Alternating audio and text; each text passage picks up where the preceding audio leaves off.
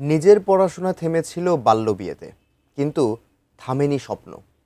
স্বামীকে হারিয়েও 10 সন্তানকে উচ্চ শিক্ষায় শিক্ষিত করেছেন মেহেরপুরের সংগ্রামী নারী নূরজাহান খাতুন। 2023 সালে পেয়েছেন জয়িতা ও রত্নগর্ভা মায়ের পুরস্কার। আন্তর্জাতিক নারী দিবসে সেই রত্নগর্ভা মায়ের কথা জানিয়েছেন মেহেরপুর প্রতিনিধি জুলফিকার আলী কানন। মাত্র 12 বছর বয়সে বিয়ের পিঁড়িতে বসতে হয়েছিল নূরজাহান খাতুনকে। আর লেখাপড়া হয়নি। তিনি সিদ্ধান্ত নেন ছেলে মেয়েকে লেখাপড়া করিয়ে উচ্চশিক্ষায় শিক্ষিত করবেন। এরই মাঝে 1996 সালে হঠাৎ এক সড়ক দুর্ঘটনায় স্বামী হারান তিনি। 10 সন্তানকে নিয়ে শক্ত হাতে সংসারের হাল ধরেন নূরজাহান খাতুন। স্বামী রেখে যাওয়া অল্প কিছু অর্থ দিয়ে প্রথমে বাড়িতেই শুরু করেন ছাগল পালন। এরপর ধীরে ধীরে হাঁস মুরগি ও গরুর খামার করেন। এভাবেই এক এক করে উচ্চশিক্ষায় শিক্ষিত করেন 10 সন্তানকে। আমি বুঝি নির্মাণের শিল্প, সালাম স্টিল বোঝে ডিউরেবিলিটি। সালাম স্টিল, মোস্ট ডিউরেবল স্টিল। এখন তার 10 সন্তানের কেউ সরকারি কর্মকর্তা, কেউ শিক্ষক, কেউ বিশ্ববিদ্যালয়ের প্রভাষক, আবার কেউ কাজ করছেন গণমাধ্যম বা আন্তর্জাতিক প্রতিষ্ঠানে।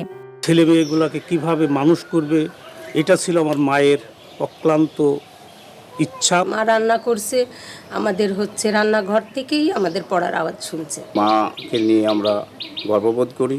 তার এই অসাধারণ সংগ্রাম ও মাতৃত্বের স্বীকৃতি মিলেছে বিভিন্ন পর্যায়ে। 2023 সালে উপজেলা, জেলা ও বিভাগীয় পর্যায়ে তিনি পেয়েছেন জয়িতা পুরস্কার।